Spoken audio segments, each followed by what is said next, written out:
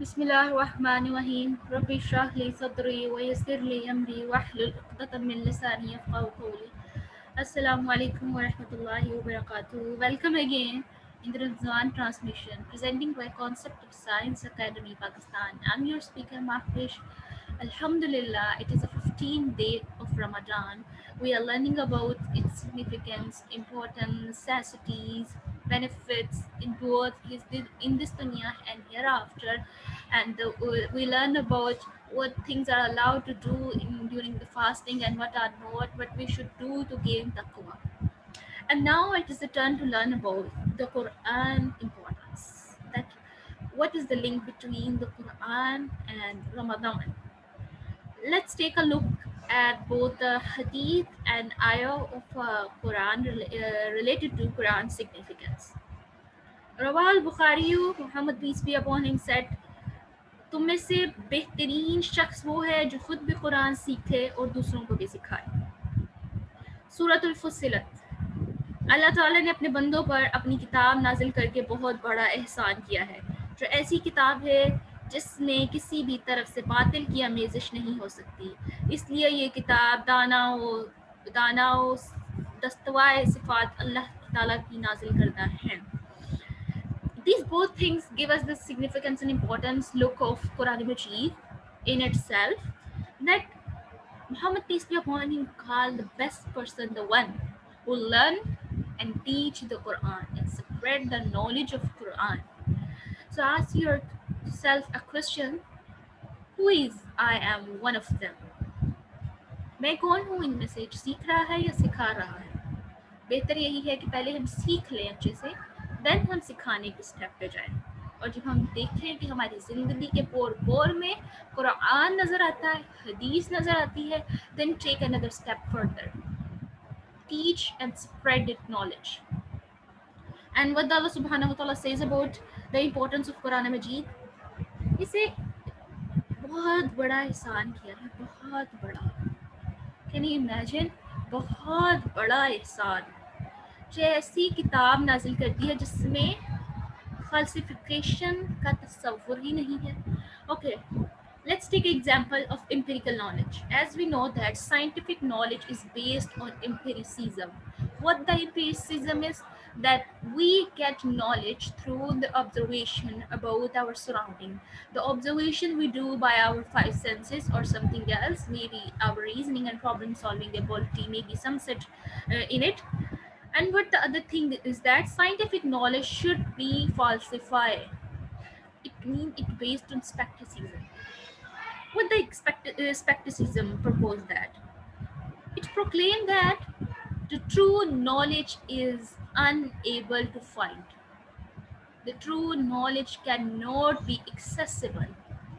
There must be a fault in your knowledge, in your researches, in your inventions and discoveries. And now, what is the important significance of the Quran is that it is without of any fault. There is a no doubt in it, there is a no falsification in it, there is a no skepticism rule in it. How can it be impossible then we not learn about the Quran? Most of us read the books. I knew it. Most of us and most of not. What the probable type of these books are? The one of them is a novel, the romantic novel, then the tragedy novel, then the story-based novel. They are the most probable read books. And then what the second one is that? Self-help book, the book that help us in development of ourselves, in management of ourselves, and in self-regulation purposes. What about those books that give us the true knowledge, the Quran and Hadith, the true knowledge? Why we don't try to pursue this knowledge? Why? Even Allah subhanahu wa ta'ala says that it is my biggest favor to you, human being, that I send the book toward you without any doubt. It is full of the wisdom of one of the biggest sign of Allah subhanahu wa ta'ala that bestowed toward you. हम क्यों इन सब चीज़ों से दूर हैं? Ask yourself a question. Am I a foolish? Am I a coward? Am I a less wisdom? What the foolish thing I am doing? Why I am not trying to learn my Quran? Even there are so many times Allah subhanahu wa ta'ala says in the Quran, this is the true book. This is a true guidance. It is full of your help. It is about yourself. It is talking for yourself. It is for yourself and so forth. Then why we are not picking this book? Why we keep this book at our back and we try to pursue the worldly knowledge? I don't mean that don't pursue the worldly knowledge, because our deen and dunya are combined with each other. If we take a one and leave the other, we cannot be a good person. We move toward the Rubhaniyat. For example, if we take the deen only, then we should have to only ibadah of Allah subhanahu wa ta'ala, and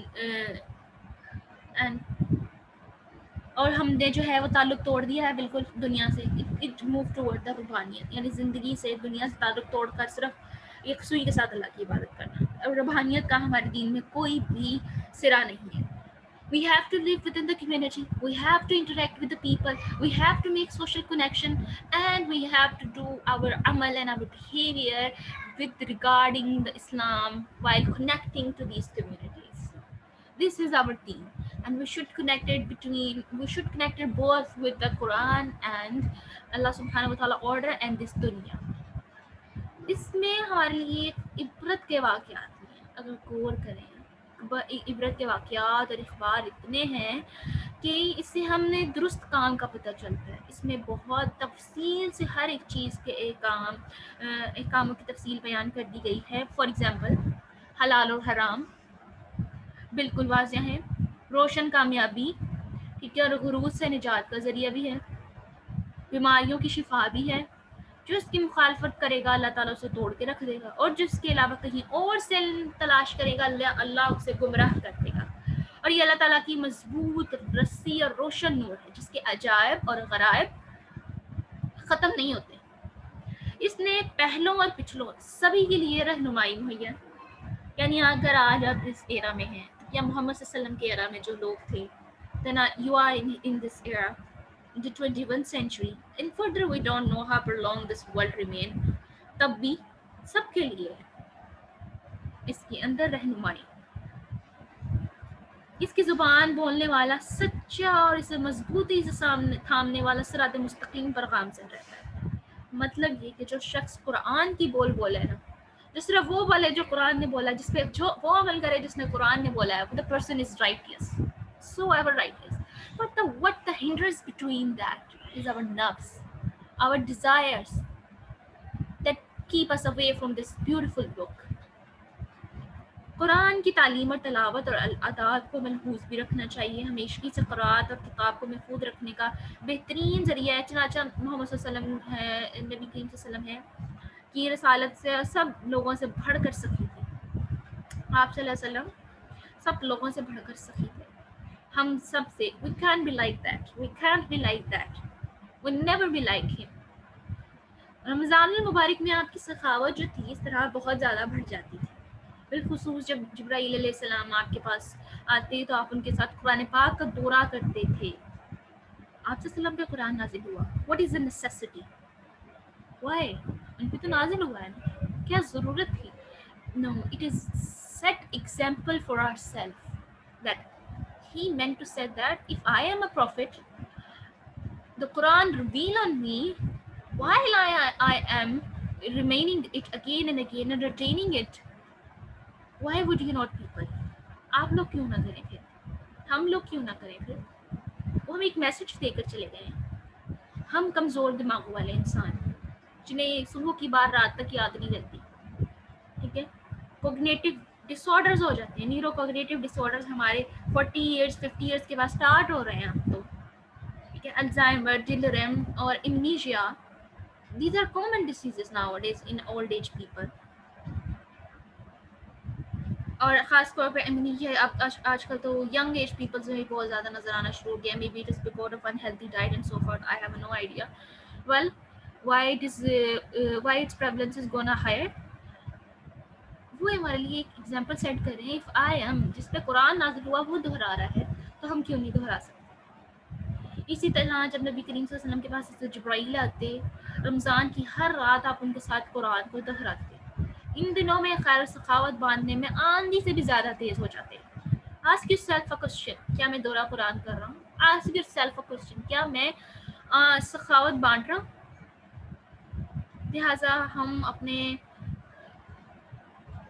بھائیوں کو، مسلمان بھائیوں کو request کرتے ہیں قرآن کریم کی تعلیم حاصل کریں، چاہے مل کر کہیں، چاہے تنہا کریں، سب میں فضیلت ہے. Open your web sites of different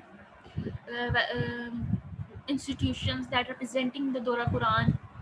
Do it, hurry up. فوراً سے کرنا شروع کریں اسے اگر آپ نے ابھی سے اسٹارٹ نہیں کیا ہوا.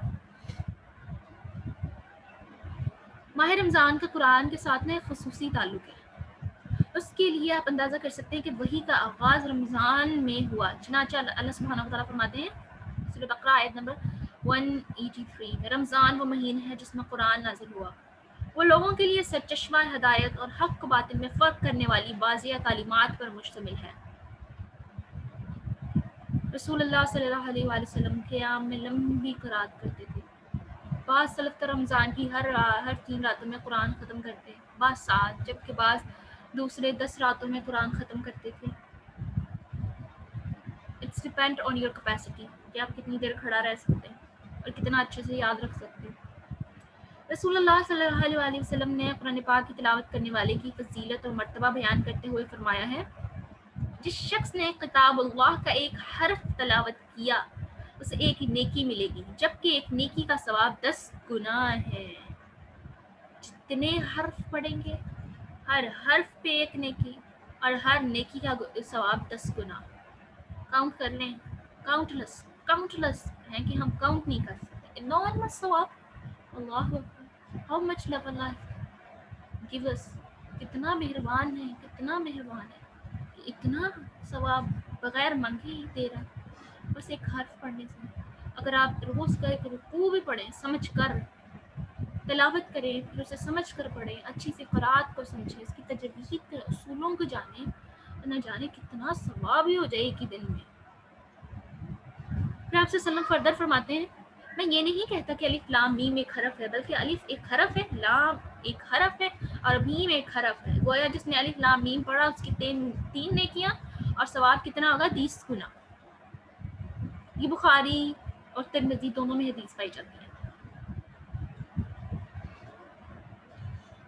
فردر آپ سے سلم فرماتے ہیں کہ تم میں سے بہترین شخص وہ ہے جو قرآن سیکھے اور سکھائے. ہمیں جیسے پتہ چل گیا کہ ہم میں سے بہتر صرف وہی ہوگا جو قرآن سیکھے گا اور سکھائے گا. تو اپنے آپ کو کسی ایک میں شامل کر لیں. پہلے آپ کو ان میں ہی شامل ہونا پڑے گا جو قرآن سیکھتے ہیں، اور سیکھنے میں زیادہ مزہ آتا ہے، پھر سکھانے میں اس سے بھی زیادہ مزہ آئے گا جب ہم اس اسٹیج تک پہنچ جائیں گے انشاءاللہ. رسول اللہ صلی اللہ علیہ وسلم اپنے صحابہ کو قرآن پاک کی تائید فرماتے، تلاوت کرنے کی تائید فرماتے. چنانچہ ابو سعید خدروی راوی ہے کہ جناب رسول اللہ صلی اللہ علیہ وسلم نے فرمایا، میں تجھے درج ذیل باتوں کی وصیت کرتا ہوں، خوف خدا کی کہ اس لیے یہ ہر چیز کی اصل ہے، جہاد کی کہ اس لیے کہ یہ اسلام کی روحانیت ہے، اللہ تعالیٰ کے ذکر اور تلاوت قرآن کریم کی کہ اس لیے کہ آسمان میں دل روح کو پہنچانے اور زمین پر تیرے ذکر کا باعث ہے. If you want all of these things، اللہ تعالیٰ کی رحمت، اس کا خوف، آسمانوں میں ذکر، زمین پہ عزت، تو please stay connect with the ذکر of اللہ سبحانہ وتعالی. جب اللہ کا بندہ ذکر کرتا ہے نا تو اللہ کہتے ہیں کہ میں اس بندے سے محبت کرتا ہوں.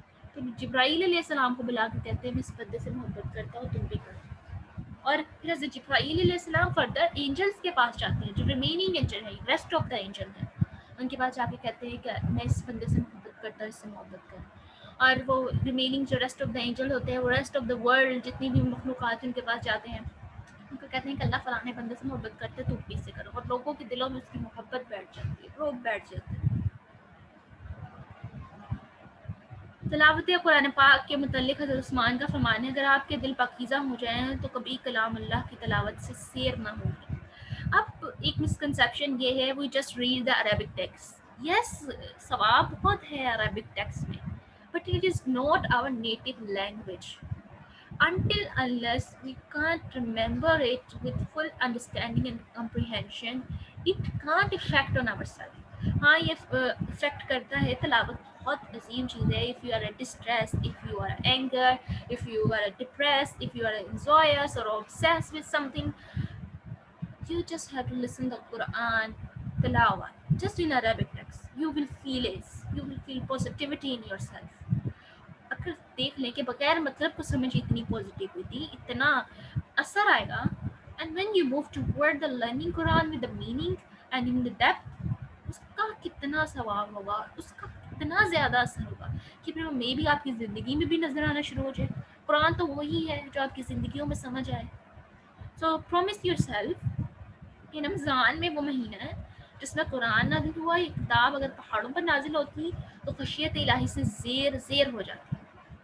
لیکن اس کے باوجود ہمیں بہت سے دل ملیں گے جو نہیں ڈرتے, آنکھیں آنسو نہیں بہتی, روزے کی حفاظت نہیں کی جاتی اور قیام نہیں کیا جاتا. کس کثرت سے ہمیں آیت قرآن سنائی جاتی ہے, مگر دل پھر بھی پتھر, بلکہ ان سے بھی بڑھ کر سخت ہے. کس تواتر سے قرآن رمضان المبارک ہمارے پاس آتا ہے, لیکن ہمارا حال بدبختوں جیسا ہی رہتا ہے. نہ تو جوان نہ دانیوں کو خبر کی بات ہے, اور نہ ہی بوڑھے نیک لوگوں کے ساتھ شامل ہوتے ہیں. So request yourself, kindly stay connected with Allah subhanahu wa ta'ala. At the end ایک حدیث سنائیے آپ کو رواہ البخاری سے. نبی کریم صلی اللہ علیہ وسلم کا فرمان ہے, اللہ کی راہ میں صبح شام ذکر نیا دنیا ہے. ذکر کرنا دنیا اور مافیا میں سب سے بہتر ہے, سب سے بہتر ہے. ٹھیک ہے باقی دنوں میں آپ سارا دن قرآن نہیں پڑھ سکتے ہیں, اٹس اوکے. باقی دنوں میں آپ اپنا ایک ٹائم فکس کر لیں, اور half an hour solely I have to give Allah subhanahu wa ta'ala for. Solely I have to understand the قرآن مجید. رمضان کے مہینے میں کوشش کریں کہ ایک بار قرآن کو ضرور سمجھ کر پڑھیں. Believe me, Ramzan will become a miracle change in your life. Bring miracle changes in your life. ایسی نئی چیزیں لائے گا نا یہ قرآن آپ کی زندگی میں, اگر آپ اس کو سمجھ کے پڑھ لیں گے کہ آپ خود سوچیں گے کہ میں کیا تھا, میں کیا بن گیا. And today our dua term is ربنا وآتنا ما وعدتنا على رسلك ولا تخزنا يوم القيامة إنك لا تخلف الميعاد. It is سورہ عمران آیت نمبر 194, اور یہ تو آپ سب کو بہت اچھے سے یاد ہونی چاہیے. وہ اس لیے کہ اللہ سبحانہ و تعالیٰ کے نبی کریم صلی اللہ علیہ وسلم کے پیارے نبی محمد صلی اللہ علیہ وسلم فرماتے ہیں کہ صبح کو اٹھو تو سورہ آل عمران کا آخری رکوع تلاوت کیا کرو. آپ صلی اللہ علیہ وسلم کی عادت تھی کہ جو صبح اٹھتے تو صبح کے اذکار کرتے اور آسمان کی طرف منہ کر کے یہ پورا رکوع پڑھتے. May Allah subhanahu wa ta'ala give us the tawfiq to become one of them who follow the footsteps of Muhammad, peace be upon him, sunnah. وآخر دعوانا الحمد لله رب العالمين. سبحانك اللهم وبحمدك أشهد أن لا إله إلا أنت أستغفرك وأتوب إليك. السلام عليكم ورحمة الله وبركاته.